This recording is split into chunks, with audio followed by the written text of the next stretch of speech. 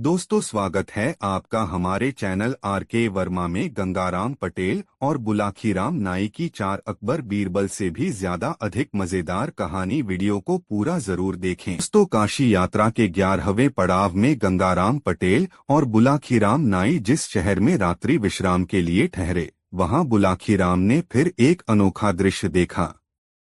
उसने देखा कि शहर के बहुत से धनीमानी सम्मानित लोग एक युवक को अपने कंधों पर उठाए उसकी जय जयकार करते हुए बाजार से गुजर रहे थे।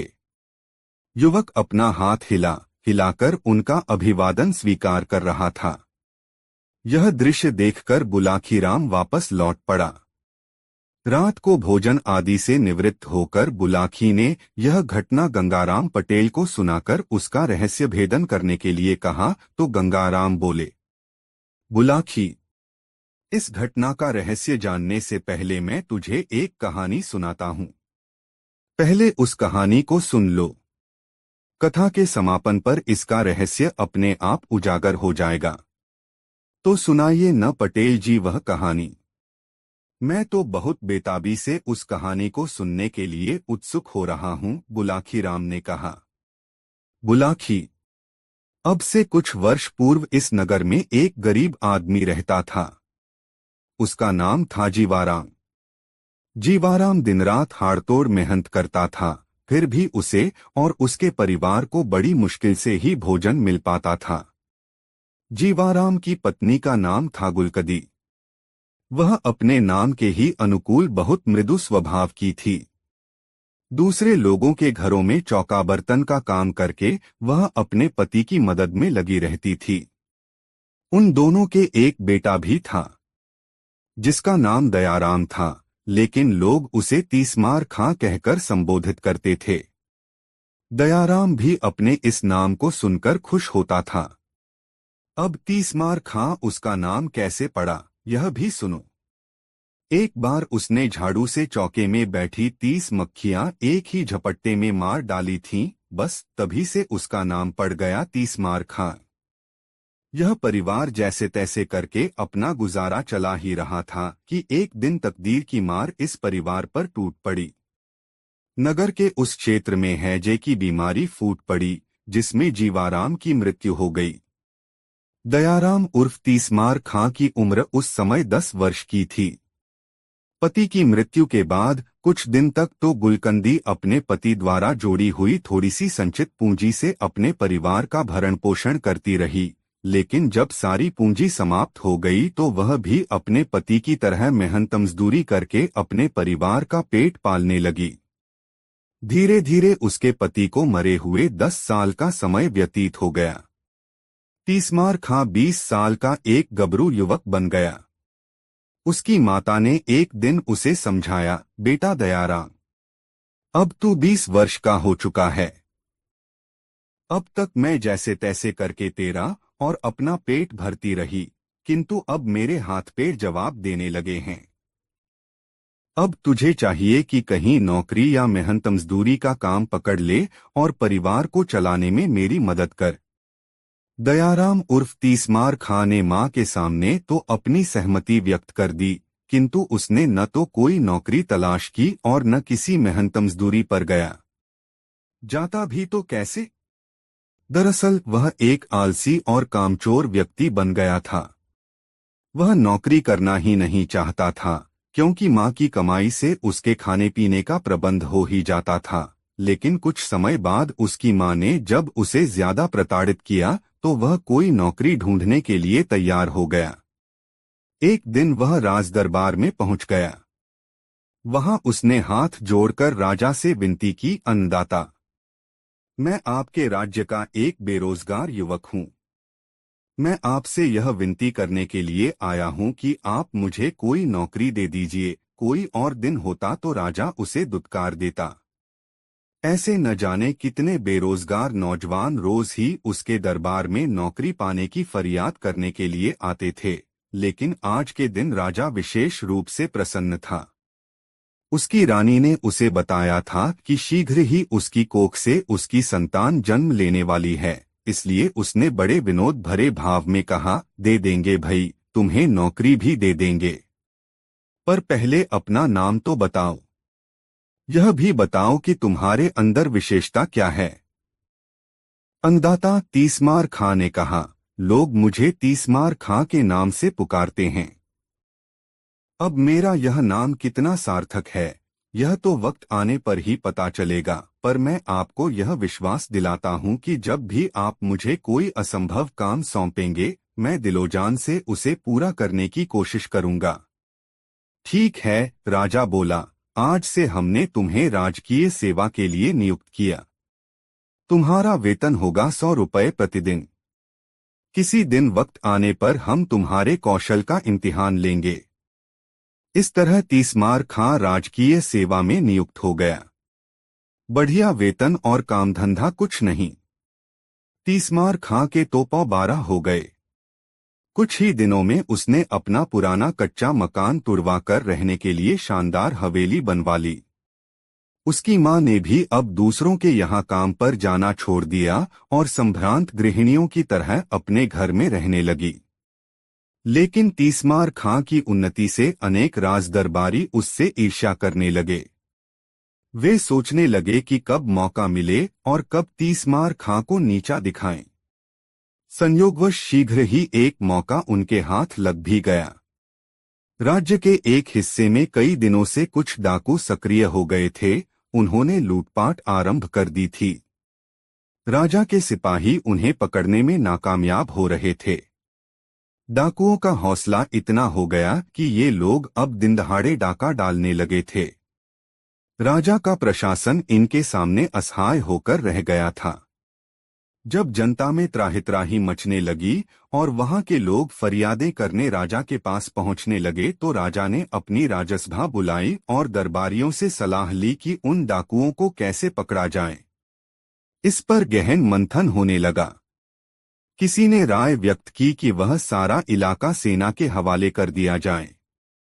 किसी ने कहा कि डाकू पकड़कर शासन के हवाले कर देने वालों के लिए भारी इनाम देने की घोषणा करा दी जाए। किसी ने कुछ राय दी तो किसी ने कुछ। तभी राजा के एक मंत्री ने, जो तीसमार खां से द्वेष रखता था, राजा से कहा, अन्नदाता, यह काम तीसमार खां को सौंप दीजिए। उसे आपने नौकरी भी इसी शर्त पर दी थी कि वह असंभव कामों को कर दिखाएगा। बहुत समय से वह राजकोष से मुफ्त में अपना वेतन ले रहा है। अब समय आ गया है कि उसकी योग्यता की परख कर ली जाए। यह विचार राजा को पसंद आया।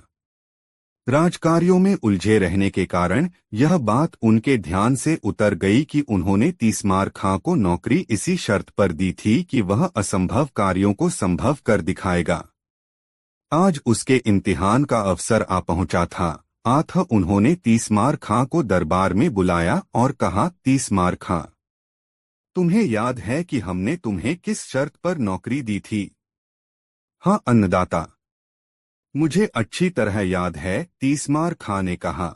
नौकरी देते समय आपने पूछा था कि तुम में क्या विशेषता है, तो मैंने यह कहा था कि मैं किसी भी असंभव कार्य को संभव बना सकता हूँ।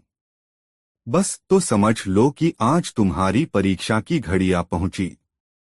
देश के दक्षिणी क्षेत्र में जाओ और वहां के लोगों में भय का वातावरण पैदा कर रहे डाकू दलों का सफाया कर दो। इस काम के लिए तुम जितने सैनिक चाहो तुम्हें उपलब्ध करा दिए जाएंगे। ठीक है अन्नदाता, मैं कल ही दक्षिण की ओर रवाना हो जाऊंगा और इस काम के लिए मुझे किसी सैनिक की आवश्यकता भी नहीं है। मैं अकेला ही इस काम को अंजाम दूंगा।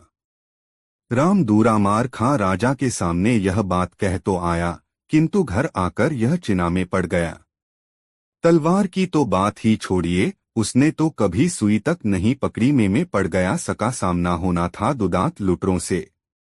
जब राजा के इतने सैनिक उन सुरते और हाँ पकड़ पाए तो वह कैसे पकड़ लेगा उन डाकुओं को? यही सब सोच सोच का उसकी हवा खराब होने लगी। सारी रात वह सो नहीं सका। बस इसी चिंता में घुलता रहा कि इस स्थिति का मुकाबला वह कैसे करे। किसे चिंता में पड़ा देखकर उसकी मां भी चिंतित हो गई। उसने अपने बेटे से उसकी चिंता का कारण पूछा तो तीसमार खां ने उसे अपनी चिंता से अवगत करा दिया। अब तो उसकी माता की चिंता भी बढ़ गई। उसने कहा, बेटे, तू यह राज्य छोड़कर किसी दूसरे राज्य में चला जा। यहाँ तो तेरे लिए दोनों तरफ मौत है। डाकुओं से भिड़ेगा तो वे तुझे जीवित नहीं छोड़ेंगे, और यदि तू नाकामयाब होकर लौटा तो राजा तुझे हुक्मदुली के जुर्म में जेल में डलवा देगा। तेरी सारी संपत्ति कुर्क करा ली जाएगी। हो सकता है ऐसी हालत में राजा मुझे भी जेल में डलवा दे। हाँ माँ, ऐसा ही करना ठीक रहेगा, भयभीत स्वर में तीसमार खां ने कहा। अब तू जल्दी से मेरे लिए थोड़ा भोजन बना दे, तब तक मैं घर में रखे धन को सहेज लेता हूँ। ऐसा कहकर तीसमार खां अपने घर में रखा धन गिनकर एक थैले में भरने लगा। उसकी माता रास्ते में भोजन के लिए उसके लिए तिल के लड्डू बनाने लगी। अचानक ही कोई काम उसे याद आ गया। आथा चाशनी बनाने का काम अधूरा छोड़कर वह उस काम को करने के लिए पड़ोस में चली गई। इसी बीच एक चूहे का पीछा करते हुए काला नाग रसोई में आ गया। उसने चूहे को पकड़ने के लिए जैसे ही उछाल मारी, वह चाशनी में गिर गया। चाशनी बहुत गर्म थी। नाग का सारा शरीर पिघलकर उस चाशनी का ही हिस्सा बन गया। कुछ देर बाद तीसमार खां की मां वहां पहुंची। उसने जल्दी जल्दी लड्डू तैयार किए और उन्हें पोटली में बांधकर रख दिया। तीसमार खां ने भी अपनी पूंजी एक थैले में भरी और कुछ धन अपनी माता के लिए छोड़कर दोनों पोटलियां लेकर घोड़े पर सवार होकर घर से बाहर निकल गया। सारा दिन वह यात्रा करता रहा। शाम हुई तो वह किसी गांव में न ठहरकर जंगल में ही एक वृक्ष के नीचे टिक गया। घोड़ा चरने के लिए छोड़ दिया और दोनों पोटलियां वृक्ष के ऊपर एक शाखा पर टांग दी। कुछ ही देर में उसे नींद ने आ दबोचा और वह गहरी नींद में जा समाया। संयोग की बात कि जिन डाकुओं की खोज के लिए तीसमार खां जा रहा था, उसके सोते ही डाकुओं का वह दल वहीं आ पहुंचा। डाकुओं ने तीसमार खां को अकेले सोता हुआ देखा तो निश्चित भाव से उसके पास आ पहुंचे। पेड़ के नीचे बैठते ही जैसे ही एक डाकू की निगाह पेड़ पर लटकी दोनों पोटलियों पर पड़ी, वह कह उठा, अरे जरा ऊपर की ओर तो देखो, वहां दो पोटलियां लटक रही हैं। जरूर यह पोटलियां इसी सोए हुए मुसाफिर की होंगी। अपना सारा माल इसने जन पोटलियों में ही भर रखा होगा। डाकुओं के सरदार ने कहा, इन्हें नीचे उतारो। डाकुओं के सरदार के आदेश पर एक डाकू तुरंत पेड़ पर चढ़ गया और दोनों पोटलियां उतार लाया। पोटलियां खोली गईं तो एक में ढेर सारा धन और दूसरी में लड्डू भरे हुए मिले। डाकू भूखे थे। लड्डू देखते ही उनके मुंह में पानी भर आया और वे लड्डुओं पर टूट पड़े। रुपए पैसों से भरी पोटली पहले से ही डाकू सरदार ने अपने कब्जे में कर ली थी। कुछ ही देर में उन सब की हालत खराब होने लगी। तीक्ष्ण विष के प्रभाव से वे अचेत होने लगे। फिर देखते ही देखते सारे डाकुओं की मौत हो गई। भोर के समय जब तीसमार खां की नींद टूटी तो उसकी निगाह डाकुओं पर पड़ी। उसकी दोनों पोटलियां खुली हुई पड़ी थीं। पलक झपकते ही सारा मामला उसकी समझ में आ गया। मां की असावधानी से जरूर लड्डुओं में कोई विषैला तत्व गिर गया होगा, जिसे खाकर ही इन लोगों की मौत हुई है। बस फिर क्या था? उसने तलवार निकाली और उन मरे हुए डाकुओं के सिर काटने शुरू कर दिए। डाकू संख्या में 30 थे। तीसमार खां ने उन सबके सिर इकट्ठे किए और दो बड़े बड़े थैलों में भर लिए। डाकुओं के पास भी जो कुछ निकला वह उसने अपने कब्जे में कर लिया। फिर वह डाकुओं के धड़ वहीं पड़ा छोड़कर वापस अपने नगर में लौट आया। राजा के पास पहुंचकर जब उसने अपना कारनामा राजा को बताया तो राजा बेहद खुश हुआ। उसने तीसमार खां की बहुत प्रशंसा की, उसे ढेरों पुरस्कार दिए और उसकी तनख्वाह में बढ़ोतरी करके आदेश दे दिया कि तीसमार खां की जय जयकार करते हुए इसे सारे नगर में घुमाया जाए। इतनी कहानी सुनाकर गंगाराम पटेल ने बुलाकी नाई से कहा, थे बुलाकी राम, आज शाम तू जो नजारा देखकर आया था वह उसी समय का था। नागरिकों के कंधे पर जो व्यक्ति बैठा था वह दयाराम उर्फ तीसमार खां ही था। उसके पीछे पीछे जो लोग उसकी जय जयकार कर रहे थे वे शहर के धनी मानी व्यक्ति और राज कर्मचारी थे। उनमें वह मंत्री भी था जिसने तीसमार खां के विरुद्ध राजा को उकसाया था। अब बता, तेरी शंका का समाधान हो गया ना? हाँ पटेल जी, हो गया। अब आप भी सोइए और मैं भी सोता हूँ, कल फिर से यात्रा करनी है। दोनों ने चादरों से मुंह ढांप लिया और सोने की तैयारियां करने लगे। दोस्तों, वीडियो को एक लाइक जरूर कर दे। दो औरत एक पहेली। दोस्तों, गंगाराम पटेल और बुलाखीराम नाई एक नए शहर में पहुंचकर बुलाखीराम ने बाजार में देखा कि एक स्त्री हाथ में तलवार लिए एक व्यक्ति का पीछा कर रही थी और वह जान बचाने के लिए भागा जा रहा था। रात को बुलाखी ने गंगाराम से इस रहस्य को बताने का आग्रह किया तो गंगाराम ने उसे यह कहानी सुनाई। बुलाखीराम, गंगा तट पर बसे इस नगर में एक व्यापारी रहता था जिसका नाम है लक्ष्मीदत्त। अब से कुछ वर्ष पूर्व लक्ष्मीदत्त के पिता धर्मसेन ने उसका विवाह पटना निवासी अपने एक मित्र की बेटी जयावती के साथ कर दिया था। जयावती बेहद खूबसूरत थी। उसके पिता ने उसके विवाह में काफी दान दहेज भी दिया था। इस कारण जब धर्मसेन के घर में उसके बेटे की बहू बनकर आई तो सभी ने उसका दिल खोलकर स्वागत किया। वह घर की सबसे चहेती बहू बन गई। लक्ष्मीदत्त अपनी जया से बहुत प्यार करता था और उसकी हर इच्छा को पूरी करने के लिए सदैव तत्पर रहता था। संयोग से एक बार सेठ धर्मसेन जब गंगा में नौका विहार कर रहे थे, गंगा के भंवर में नौका फंस गई और भंवर में चक्कर लगाने लगी। इस विकट परिस्थिति से लक्ष्मीदत्त के माता पिता घबरा गए। घबराहट में नौका का किनारा उनके हाथ से छूट गया और वे दोनों गंगा की लहरों में समा गए। लक्ष्मीदत्त ने उनकी बहुत खोज करवाई किंतु उनका कहीं पता न लगा। थक-हार कर लक्ष्मीदत्त ने अपने माता पिता का क्रियाकर्म करवाकर सामाजिक दायित्व का निर्वाह कर दिया। पिता के मरने के बाद व्यापार का सारा भार लक्ष्मीदत्त के कंधों पर आ गया। इस कारण उसकी व्यस्तता बढ़ गई। हिसाब किताब के सिलसिले में वह देर रात अपनी दुकान पर बैठने और बाहर के प्रदेशों में भी व्यापार के सिलसिले में जाने लगा। इस कारण पत्नी को देने के लिए उसके पास समय का अभाव हो गया। यह स्थिति उसकी पत्नी जया के लिए असह्य हो गई। कहाँ तो अपने पति से उसका मिलन हर रोज होता था और अब ऐसी हालत हो गई थी कि 2-2 महीने के बाद जब लक्ष्मीदत्त अपने घर लौटता तो मात्र कुछ ही दिन घर पर ठहर पाता। व्यापार के सिलसिले में उसे फिर से यात्रा पर निकल जाना पड़ता था।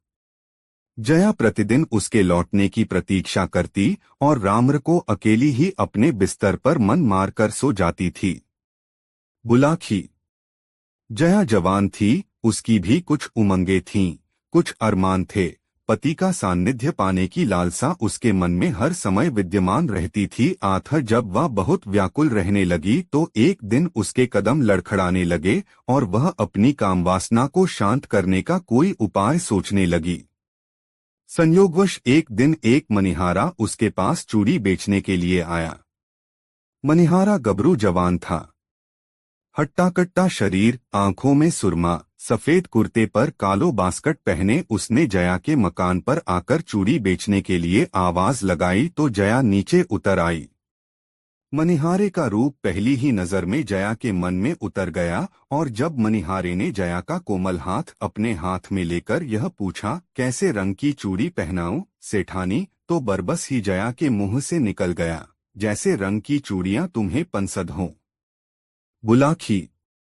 उस दिन से कैसे उस मनिहारे और जया के बीच अवैध संबंध स्थापित हो गए, यह एक अलग कहानी है। फिलहाल इतना जान लो कि जया ने उस मनिहारे को अपने पति का स्थानापन्न बना लिया और उसी से अपनी वासना की पूर्ति करने लगी। पर पुरुष का सहवास पाकर अब उसके स्वभाव में परिवर्तन होने लगा। पति के सान्निध्य को तरसती जया अब फूल की तरह खिली हुई रहने लगी। मनिहारा चूड़ी पहनाने के बहाने जब जया के घर के चक्कर लगाने लगा तो पड़ोसियों को उनके संबंधों पर संदेह होने लगा और दबी जुबान से यह चर्चा गलियों में फैलने लगी कि व्यापारी लक्ष्मीदत्त की पत्नी और मनिहारे के बीच अवैध संबंध पनपने लगे हैं। एक दिन लक्ष्मीदत्त 2 महीने के बाहरी प्रवास से घर लौटा। अपने साथ वह जया को देने के लिए ढेरों उपहार लाया था, लेकिन जया ने उन उपहारों की तरफ देखा तक नहीं। वह दिन भर तुनकती रही और रात को भी अपने पति से प्रेममय व्यवहार न किया। इससे लक्ष्मीदत्त को उस पर संदेह हो गया। वह सोचने लगा कि कहीं मेरी अनुपस्थिति में मेरी पत्नी के किसी परपुरुष के साथ संबंध तो नहीं बन गए। लेकिन उसने जुबान बंद ही रखी और जया के प्रति अपना व्यवहार पहले जैसा ही बनाए रखा। लगभग 2 हफ्ते तक घर में ठहरने के बाद एक दिन उसने अपनी पत्नी से कहा, प्रिय, मुझे अफसोस है कि मैं आजकल तुम्हारे लिए ज्यादा समय नहीं दे पाता हूं, पर करूं भी तो क्या? विवशता है, व्यापार के सिलसिले में बाहर जाना ही पड़ता है। तो क्या कल फिर बाहर जा रहे हो? जया ने भ्रिकुटी चढ़ाते हुए पूछा।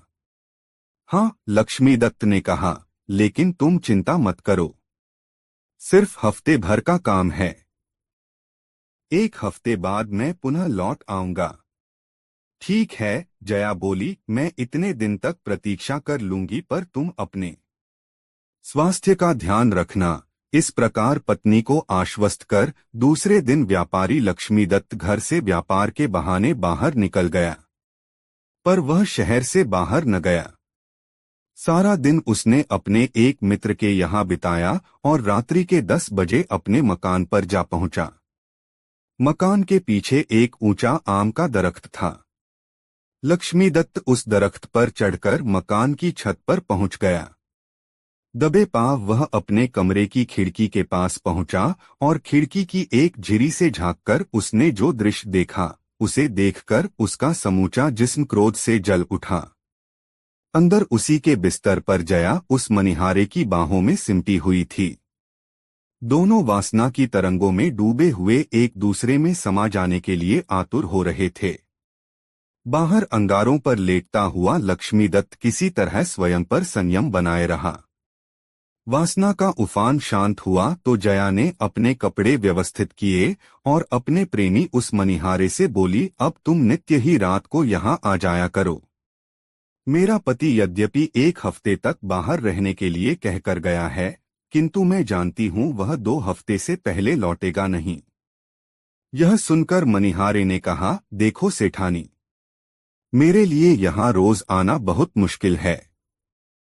मोहल्ले के लोग हमारे संबंधों पर संदेह करने लगे हैं।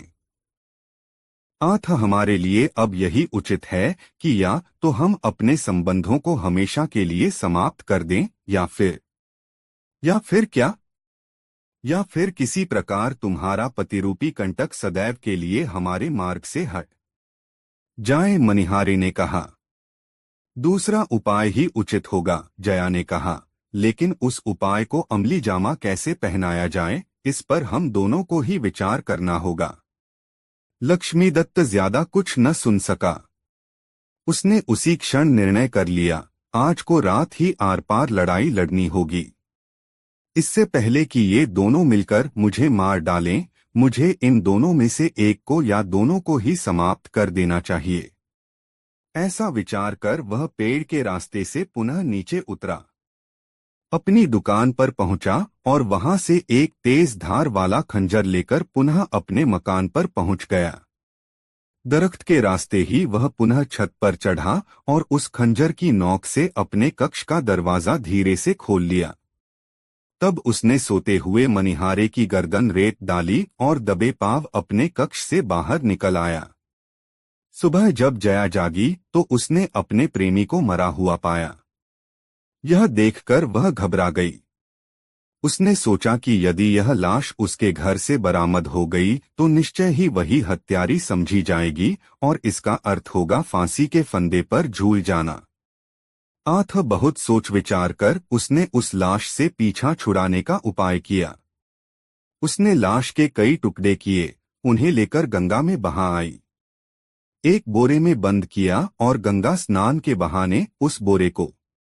लक्ष्मीदत्त ने उस वृक्ष पर चढ़कर यह सारा माजरा अपनी आंखों से देखा। यह देखकर उसकी आंखों में चमक आ गई कि अंततः उसने अपने एक प्रतिद्वंद्वी से तो पीछा छुड़ा लिया था। अब उसकी बेवफा पत्नी की बारी थी। योजनानुसार लक्ष्मीदत्त अपने घर वापस लौटा। अपने साथ पत्नी को देने के लिए वह छोटी बोरियों में बंद अनेक उपहार लाया था। उसने वह सारे उपहार अपने कक्ष के बाहर ही रख दिए। भोजनोपरांत जब पति पत्नी वार्तालाप करने को बैठे तो पत्नी ने पूछा, इस बार तो ऐसा लगता है कि मेरे लिए ढेर सारे उपहार लेकर आए हो। हाँ, लेकिन जल्दबाजी में उन्हें दरवाजे के पास ही छोड़ दिया। लक्ष्मीदत्त ने कहा, तुम ऐसा करो, एक एक करके सारे उपहार कमरे में ले आओ और बोरियां खोलकर उन्हें व्यवस्थित ढंग से सजा दो। लक्ष्मीदत्त की पत्नी ने बाहर जाकर एक बोरी उठाई, किंतु बोरी उससे उठी नहीं। असर इस पर वह बोल उठी, बोरी तो बहुत भारी है, मुझसे उठाए नहीं उठती। यह सुनकर लक्ष्मीदत्त के मुख से निकल गया, यह बोरी मनिहारे की लाश से को तो ज्यादा भारी नहीं है, जिसे तुम सुबह उठाकर गंगा नदी में बहा आई हो। यह सुनकर उसकी पत्नी सन्नसी रह गई। वह समझ गई कि उसका भांडा फूट गया है। उसके पति ने उसका मनिहारे के साथ प्रेमालाप अपनी आंखों से देख लिया है। अब यह अवश्य ही मुझको दंड दिलवाए बिना न मानेगा। आठ इससे पहले कि यह नगर कोतवाल को इस घटना की सूचना पहुंचाए, मुझे इसको समाप्त कर देना चाहिए। ऐसा विचार कर वह नीचे की ओर उस कक्ष की ओर भागी जिसमें वह तलवार रखी हुई थी जो कभी दूल्हा बनते समय लक्ष्मीदत्त ने पहनी थी। लक्ष्मीदत्त ने जब वस्तुस्थिति को समझा तो वह भी उसी कमरे की ओर भागा, किंतु जया उससे ज्यादा फुर्तीली निकली। उसने जल्दी से वह तलवार खूंटी से उतार ली और उसे म्यान से बाहर खींचकर लक्ष्मीदत्त की ओर लपकी। अपनी पत्नी को साक्षात रणचंडी बना देख लक्ष्मीदत्त अपने प्राण बचाने के लिए बाहर की ओर भाग छूटा। अब स्थिति ऐसी बन गई कि आगे आगे प्राण बचाने के लिए लक्ष्मीदत्त भाग रहा था और पीछे पीछे हाथ में तलवार लिए उसकी पत्नी जया उसका पीछा कर रही थी। कहानी का समापन करते हुए गंगाराम पटेल ने बुलाखी नाई से कहा, बुलाखी राम, आज तू जिस दृश्य को देखकर आया था वह दृश्य उसी समय का था। अब बता, तेरी जिज्ञासा शांत हुई या नहीं? हो गई पटेल जी, बुलाखी बोला, आप तो जैसे अंतर्यामी हैं। सारी कहानी का खाका मेरी आंखों के सामने ऐसे नाच उठा जैसे यह घटना मेरे सामने ही घटित हुई हो। बस तो फिर अब सो जा, आगे कल भी यात्रा करनी है। यह कहकर गंगाराम ने आंखें मूंद लीं। कुछ ही देर में बुलाखीराम नाई के भी खर्राटे वहां गूंजने लगे। रात बीतती रही। दोस्तों, ये कहानी आपको कैसी लगी कमेंट में जरूर बताएं। 3 इश्क ने गालिब निकम्मा कर दिया। काशी यात्रा के अगले चरण में गंगाराम पटेल और बुलाखीराम नाई एक ऐसे नगर में पहुंचे जो चारों ओर जंगलों से घिरा हुआ था। यहां पहुंचकर दोनों एक धर्मशाला में ठहर गए। नित्य की तरह गंगाराम ने उसे भोजन और घोड़ों के लिए दाना आदि लाने के लिए भेजा तो रास्ते में बुलाखी नाई एक और नजारा देख आया।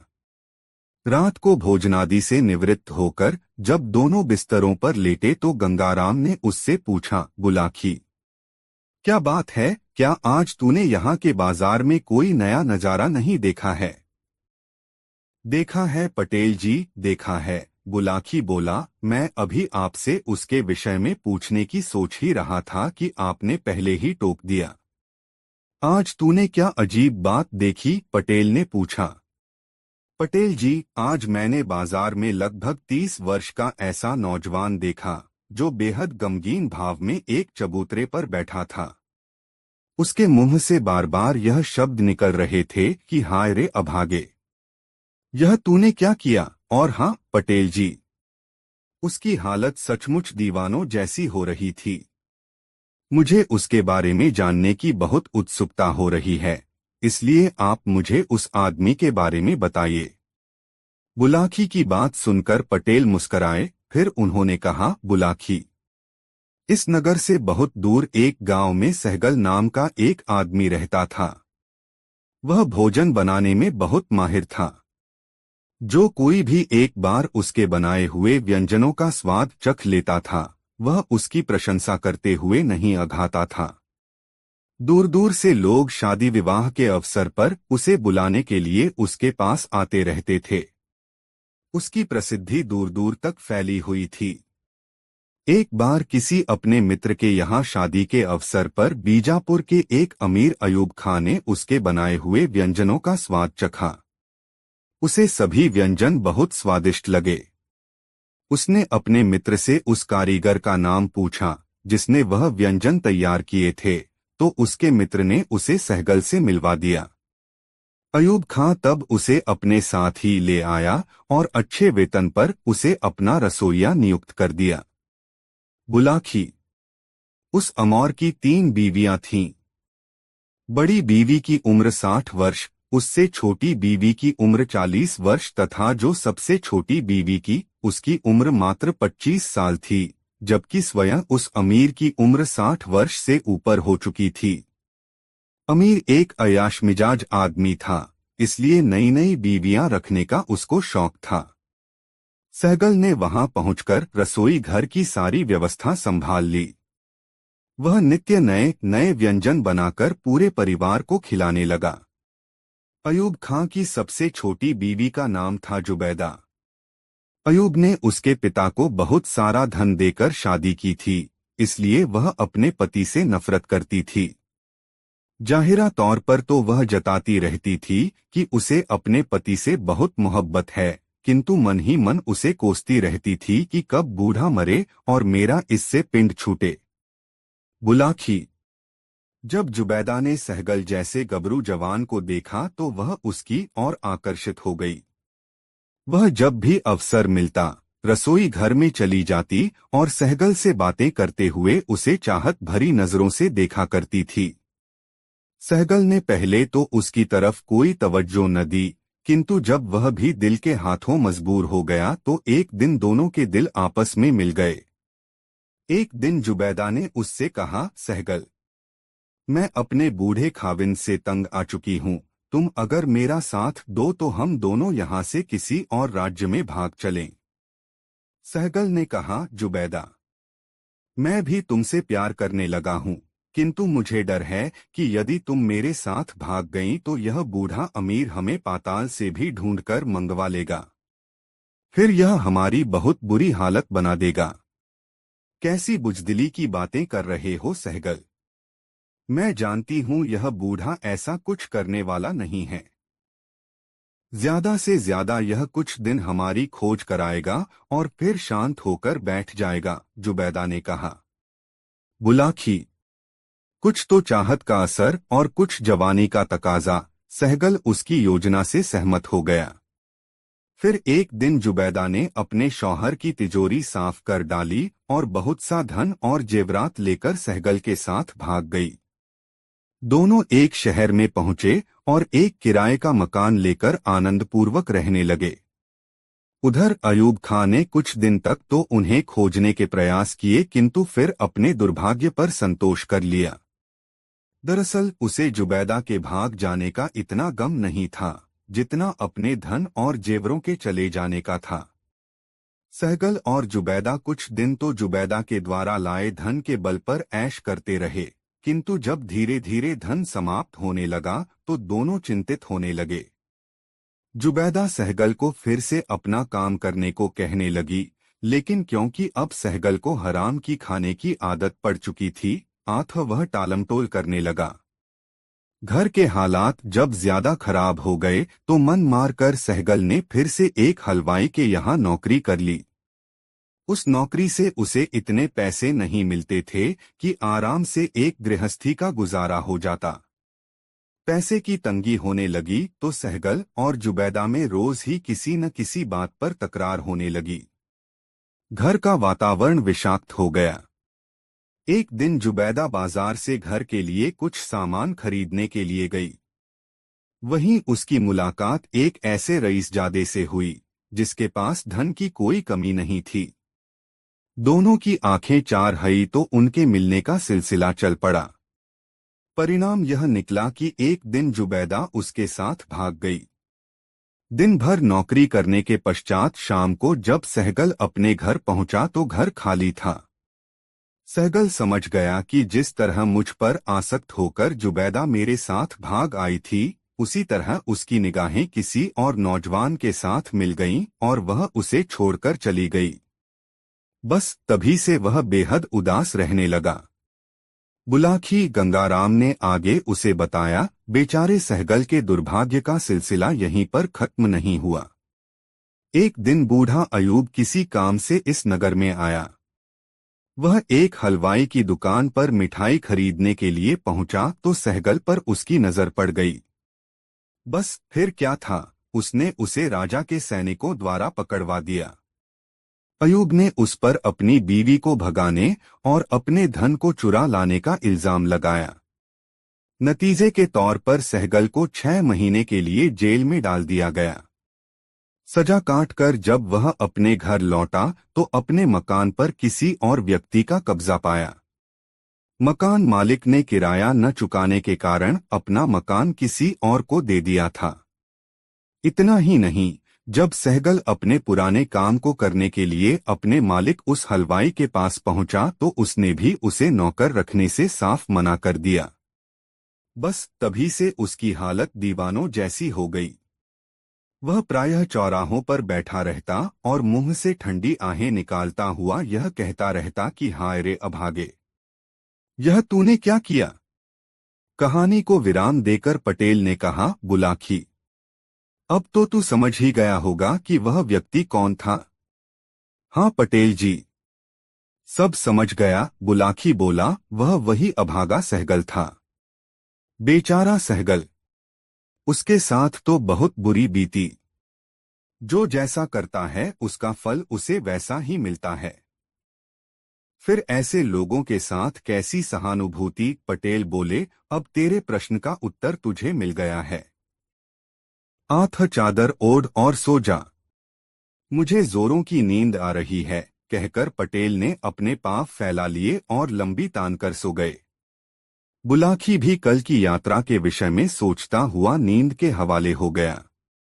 दोस्तों, वीडियो अपने मित्रों को जरूर शेयर कर दे। चार चोर को पड़ गए मोर बहुत मजेदार कहानी। काशी यात्रा के अगले पड़ाव में वे दोनों एक नए नगर में पहुंचे। वहां एक खूबसूरत सा बाग देखकर उन्होंने वहीं ठहरने का निश्चय किया। इस बार बुलाखीराम शहर में जिस दृश्य को देखकर आया था वह इस प्रकार का। बुलाखी ने देखा कि एक नौजवान चक्की के 2 पाटों को एक लकड़ी में डालकर उरास्ते पर लुढ़काता हुआ ला रहा था। तभी घोड़े पर सवार होकर मर्दाना वेश में एक को वहां पहुंची। उसने उस नौजवान पर हंटर बरसाने शुरू कर दिए। युवक हाथ जोड़कर उससे माफी देने की फरियाद करने लगा। युवक के बार बार माफी मांगने पर वह युवती कुछ नरम पड़ी और हंटर बरसाने बंद कर वहां से घोड़ा दौड़ाती हुई चली गई। यह दृश्य देखकर बुलाखी के मन में उस रहस्य को जानने को उत्सुकता पैदा हो गई। रात को सोने से पूर्व जब उसने गंगाराम पटेल से इस रहस्य को उजागर करने का आग्रह किया तो गंगाराम ने कहा, बुलाखीराम, ध्यान से सुन, इस नगर में जानी नाम का एक ठग रहता है। जानी के पिता का देहांत हो चुका है। परिवार में उसकी मां और वह स्वयं ये हो प्राणी हैं। जानी ठगी के द्वारा ही अपनी जीविका चलाता है। एक दिन की बात है, जानी की मां बहुत उदास भाव में बैठी हुई थी। तभी जान ने अपने काम से घर वापस लौटा। मां को उदास देखकर उसने पूछा, मां, क्या बात है, आज तू बहुत उदास लग रही है। मां बोली, बेटा जानी, मेरी उदासी का कारण तू ही है। मैं तेरे ही विषय में चिंतित हूँ। मेरे विषय में? हाँ बेटा। मैं यह सोचकर चिंतित हो रही हूँ कि मेरे मरने के बाद तू भोजन कैसे बनाकर खाएगा। अगर मेरे सामने ही तेरा विवाह हो जाता तो कितना अच्छा होता। मैं तुझसे बार बार कहती हूँ कि बेटा अपना विवाह कर ले, किंतु तू मेरी बात पर ध्यान हो नहीं देता। माँ, जानी बोला, अब तू यह चिंता छोड़ दे। मैंने विवाह करने का मन बना लिया है। जल्द ही मैं तेरे लिए एक ऐसी सुंदर बहू ढूंढ लाऊंगा जो तुझे हर प्रकार का आराम देगी। बहू के आ जाने पर चूल्हा चक्की के कामों से तुझे निजात मिल जाएगी। फिर तू आराम से बैठकर ईश्वर का भजन करती रहना। जानी की माँ यह सुनकर खुश हो गई। जानी भी अपनी होने वाली पत्नी के लिए जेवर आदि जुटाने में लग गया। इसी प्रयास में वह एक दिन एक सर्राफ की दुकान पर पहुंचा। उसने बड़ी अच्छी पोशाक पहन रखी थी। आठ सर्राफ ने उसे कोई बहुत बड़ा ग्राहक समझा। उसने जानी से पूछा, बताइए जनाब, कौन सा जेवर खरीदेंगे? मुझे एक खूबसूरत सा हार दिखाइए, ऐसा हार जिसकी कीमत भी वाजिब हो और जो दिखने में भी अच्छा हो। जानी ने कहा, हाँ हाँ जरूर, मैं अभी आपको आपकी पसंद का हार दिखाता हूँ। यह कहकर सर्राफ ने उसके सामने कई तरह के हार पेश कर दिए। जानी ने उसमें से एक हार पसंद कर लिया। हार को परखते हुए उसने सर्राफ से पूछा, कितनी कीमत है इस हार की? 2000 रुपए, सर्राफ ने कहा। ठीक है, यह हार मेरा हुआ। जब तक मैं रुपए निकालूं, आप इसकी रसीद लिखकर मुझे दे दीजिए। दुकानदार जब रसीद बुक लेने अंदर चला गया, तभी योजनानुसार जानी की माँ ग्राहक बनकर वहां पहुंची और शोकेसों में सजे जेवरों को देखने लगी। इससे पूर्व की सर्राफ लौटता, जानी ने बड़ी फुर्ती के साथ वह हार अपनी माँ की तरफ उछाल दिया, जिसने फौरन ही वह हार अपने ब्लाउज के गले में खोस लिया।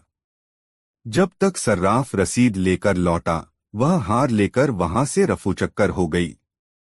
जानी ने रसीद लेकर जेब में रख डोली और 2000 रुपए गिनकर सर्राफ को दे दिए, लेकिन उसने वहां से उठने का कोई प्रयास नहीं किया। उसकी निगाह शोकेसों में लटके दूसरे जेवरातों पर घूमती रही। उसे उत्सुक देखकर सर्राफ ने उससे पूछा, कोई और जेवर चाहिए जनाब? हाँ, मुझे उस जैसा ही कोई दूसरा हार दिखा दीजिए, जानी बोला। दुकानदार ने तत्परता से उसे दूसरा हार लाकर दे दिया। जानी ने हार जेब में डाला और बाहर जाने लगा। यह देखकर दुकानदार ने कहा, श्रीमान, इस हार की कीमत तो चुका दीजिए। कीमत? कीमत तो मैं आपको पहले ही दे चुका हूं। अब क्या एक चीज की कीमत दो दो बार लोगे? जानी दुकानदार पर बिगड़ उठा। दोनों में वाद विवाद होने लगा। नौबत हाथापाई तक पहुंच गई। दुकान के बाहर भीड़ इकट्ठी हो गई। सर्राफ कह रहा था कि हार का दाम चुकाओ और जानी कह रहा था कि मैंने कीमत चुका दी है। झगड़ा ज्यादा बढ़ा तो वहां पुलिस पहुंच गई। कोतवाल दोनों को पकड़कर पुलिस थाने में ले आया। कोतवाल ने सर्राफ से पूछा, सेठ जी, अब बताओ असल माजरा क्या है? सेठ बोला, हुजूर, इस आदमी ने मुझसे एक हार खरीदा था, उसकी कीमत देकर इसने मुझसे रसीद लिखवा ली। फिर इसने दूसरा हार खरीदा, परंतु उसकी कीमत नहीं चुकाई और यह हार लेकर चल दिया। जब मैंने इसे रोककर हार के दाम मांगे तो यह कहता है कि कीमत तो मैं दे चुका। सर्राफ की बात सुनकर कोतवाल ने जानी से पूछा, अब तुम बताओ भाई, क्या ये सेठ जी सच कह रहे हैं? नहीं हुजूर, ये सरासर झूठ बोल रहे हैं। मैंने इनसे एक ही हार खरीदा है जिसकी रसीद मेरे पास है। यह कहकर उसने वह हार और उसकी रसीद कोतवाल के सामने पेश कर दी। फिर बोला, हुजूर, मेरी तलाशी ले लीजिए। अगर मेरे पास कोई दूसरा हार मिल जाए तो आप जो भी चाहें सजा देना, परंतु अगर मेरी बात सच निकले तो इस दुकानदार पर रहम मत खाना। यह दुकानदार तो ग्राहकों को दिन दहाड़े लूटता है। कोतवाल ने जानी की जामा तलाशी ली, लेकिन उसके पास से कोई और हार न मिला। यह देखकर सर्राफ का चेहरा पीला पड़ गया। उसने धीमी आवाज में कहा, हुजूर, इसने वह हार किसी दूसरे आदमी को दे दिया होगा। देखिए हुजूर, अब यह आदमी मुझ पर दूसरा इल्जाम लगा रहा है। मैं इस शहर में परदेशी आदमी हूँ। यहाँ मेरा न तो कोई रिश्तेदार है और न कोई जानने वाला। मैं तो यहाँ अपनी पत्नी के लिए कुछ जेवर खरीदने आया था। मुझे क्या पता था कि इस शहर में आकर मेरी ऐसी फजीहत होगी। यदि मैं यह बात जानता होता तो कभी इधर का रुख ही न करता। जानी ने एक अच्छा खासा लेक्चर दे डाला। जानी के इस लेक्चर का कोतवाल पर अच्छा प्रभाव पड़ा। उसने जानी को निर्दोष जानकर उसे जाने की अनुमति दे दी और दुकानदार को डांट फटकार कर वहां से भगा दिया। बेचारा दुकानदार लूट पिट कर वहां से चला आया। घर लौटकर जानी ने वह हार भी अपनी मां को सौंप दिया और अगले दिन किसी दूसरे व्यक्ति को ठगने की योजना बनाने लगा। बुलाखीराम। अगले दिन जानी फिर ठगी करने के लिए निकला। उसने एक हलवाई की दुकान से 2 सेर जलेबियां खरीदीं और उन्हें लेकर नगर के बाहर एक रास्ते पर बैठ गया। वहां उसने उन जलेबियों में कांटे से छेद कर दिए और एक बबूल के पेड़ पर चढ़कर वह जलेबियां पेड़ के कांटों में टांग दीं। कुछ जलेबियां अपने पास भी रख लीं। कुछ ही देर बाद उसे एक आदमी घोड़े पर बैठा आता दिखाई दिया। उसके घोड़े पर काफी सामान लदा हुआ था और वह घोड़ा भी बहुत अच्छी नस्ल का था। जानी ने उस व्यक्ति को ही अपने शिकार के रूप में चुन लिया। वह व्यक्ति करीब आया तो जानी ने उससे कहा, आओ मित्र, घोड़े से उतरकर नीचे आओ। देखो मेरे पास कैसी बढ़िया चीज है। वह व्यक्ति घोड़े से नीचे उतर आया। जानी ने कुछ जलेबियां उसकी ओर बढ़ाते हुए कहा, लो यह फल खाओ। इनका स्वाद बहुत ही उत्तम है। अजनबी व्यक्ति जब जलेबी लेने से झिझकने लगा तो जानी ने एक जलेबी अपने मुंह में डाल ली। बोला, झिझको नहीं मेरे भाई, निःसंकोच होकर खाओ। खाने में बेहद मजेदार हैं ये फल। फल? तुम इन्हें फल कह रहे हो, यह तो जलेबियां हैं। अजनबी बोला। तुम्हें धोखा हो रहा है मित्र। जानी बोला, यह फल ही हैं। समीप के एक वृक्ष से मैंने अभी अभी इन्हें तोड़ा है। विश्वास न हो तो मेरे साथ चलकर देख लो। अजनबी उसकी बातों में आ गया। उसने एक जलेबी मुंह में डाल ली। अब जलेबी तो मीठी होती ही है। अजनबी को वह बहुत स्वादिष्ट लगी। वह बोला, यह तो सचमुच बहुत मीठी है, पर मुझे यह विश्वास नहीं हो रहा कि सचमुच ही तुमने इन्हें किसी वृक्ष से तोड़ा है। ओफो मित्र, तुम तो बहुत शक्की जान पड़ते हो। आओ मेरे साथ, मैं तुम्हें वह पेड़ दिखाता हूँ। उस पर अभी भी इस जैसे बहुत से फल हैं। यह कहकर वह उस अजनबी को बबूल के पेड़ के पास ले गया और उस पर अपने द्वारा लटकाई हुई जलेबियों को दिखाते हुए बोला, लो देख लो अपनी आंखों से, वे लटके हैं फल। अजनबी लालच में आ गया। उसने घोड़े की रास जानी को पकड़ाई और यह कहकर कि तुम इस घोड़े को पकड़ो, कुछ फल मैं भी तोड़ लूं। बबूल के उस पेड़ पर चढ़ गया। बस फिर क्या था, जानी उछलकर घोड़े की पीठ पर जा बैठा। घोड़ा मोड़ा और 2-3 हंटर उसकी पीठ पर जमा दिए। घोड़ा तूफानी रफ्तार से भाग छूटा। अजनबी यह दृश्य देखकर बौखला उठा। वह तेजी से नीचे उतरा और पकड़ो दौड़ो की आवाजें लगाता उसके पीछे भागा, किंतु घोड़े और मनुष्य का क्या मुकाबला। जानी शीघ्र ही उसकी निगाहों से ओझल हो गया। लुटापिटा मुसाफिर आवाजें लगाता ही रह गया। बुलाखी। जानी जब घोड़े को सरपट दौड़ाता हुआ ले जा रहा था, तभी रास्ते में उसे एक बुढ़िया दिखाई दी जो अपनी जवान बेटी के साथ शहर की ओर जा रही थी। यह देखकर जानी का शैतानी दिमाग फिर सक्रिय हो उठा। उसने अपना घोड़ा उस बुढ़िया के पास ले जाकर रोका और उससे पूछा, बुढ़िया माई, कहीं दूर से आ रही हो क्या? हाँ बेटा, हम 5 कोस दूर से पैदल ही चलकर आ रही हैं। शहर में एक रिश्तेदार के यहाँ जाना है, बुढ़िया बोली। तब तो जरूर थक गई होगी। आओ मेरे पीछे घोड़े पर बैठ जाओ, मैं तुम्हें वहां तक छोड़ दूंगा, जानी ने कहा। नहीं बेटा, बुढ़िया बोली, मैं तो नहीं थकी, क्योंकि मुझे तो पैदल चलने का अभ्यास है।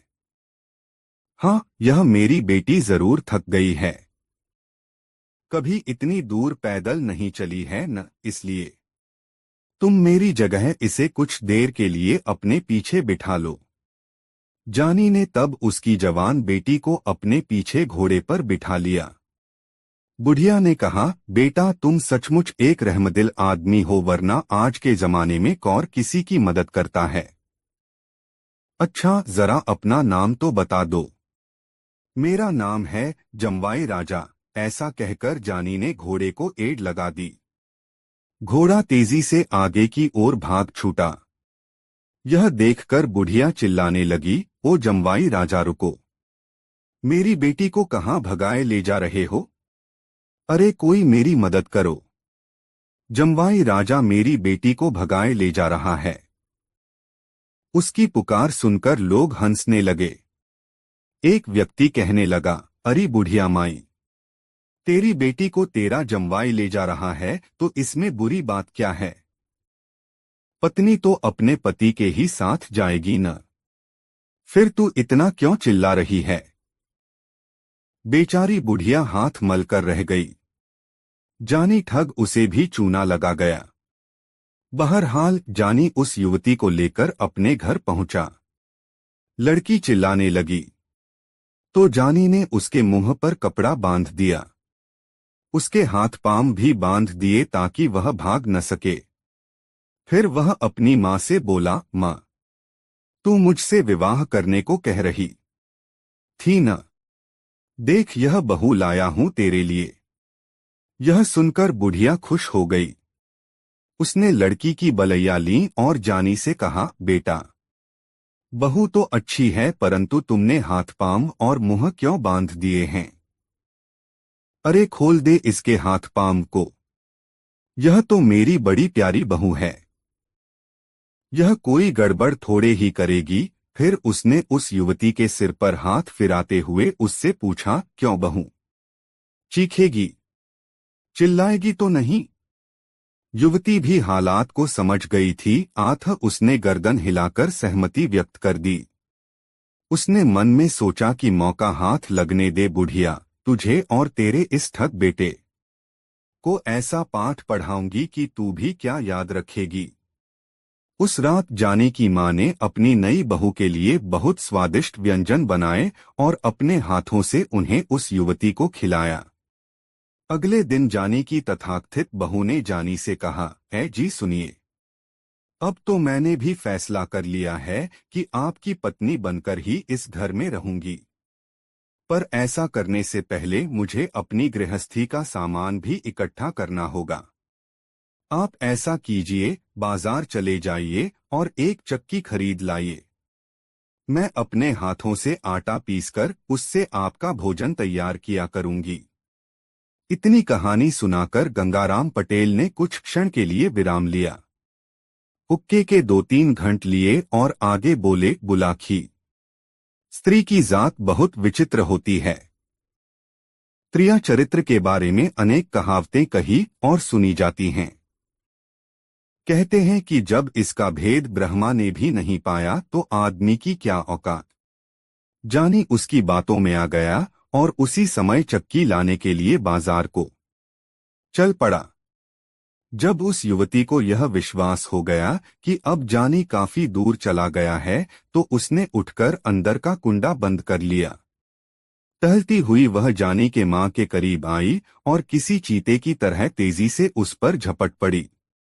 उसने उसे काबू में किया और उसके हाथ पांव और मुंह पर कपड़ा बांधकर उसे एक कोने में पटक दिया।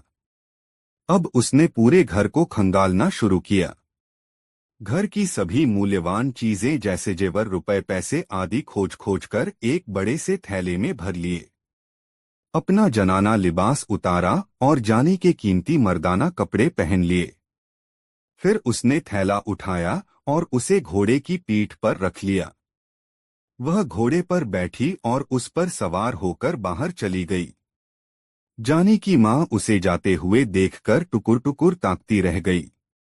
चोर के ऊपर मोर पड़ गया था। युवती मर्दाने वेश में घोड़े पर सवार होकर बाजार में पहुंची। शीघ्र ही उसे जानी दिखाई दे गया, जो चक्की के दोनों पाटों को एक लकड़ी के डंडे में फंसाकर उसे घसीटता हुआ ला रहा था। युवती उसके पास पहुंचकर रुकी और कड़क कर कहा, अरे हरामखोर, यह क्या कर रहा है? इस चक्की के पाटों को सड़क पर घसीटकर राजकीय सड़क को खराब कर रहा है। ऐसा कहकर उसने 3-4 हंटर जानी की पीठ पर जमा दिए। हंटर की मार खाकर जानी कराह उठा और बार बार हाथ जोड़कर उससे माफी मांगने लगा। उसने युवती को बिल्कुल भी नहीं पहचाना था। मर्दाने वेश में वह उसे कोई बहुत बड़ा सरकारी अफसर ही समझ रहा था। युवती को शायद उस पर दया आ गई थी। आथ उसने हंटर समेटा और घोड़ा दौड़ाती हुई एक दिशा में चली गई। अपनी कहानी को पूर्ण विराम देते हुए गंगाराम पटेल बोले, बुलाखी, आज शाम सड़क पर जो नजारा तू देखकर आया था वह यही नजारा था। पिटने वाला था। जानी ठग और पीटने वाली थी वह युवती, जिसे वह अपनी पत्नी बनाने के लिए अपने घर लाया था। अब रात भी बहुत हो गई और तेरे प्रश्न का उत्तर भी तुझे मिल गया है।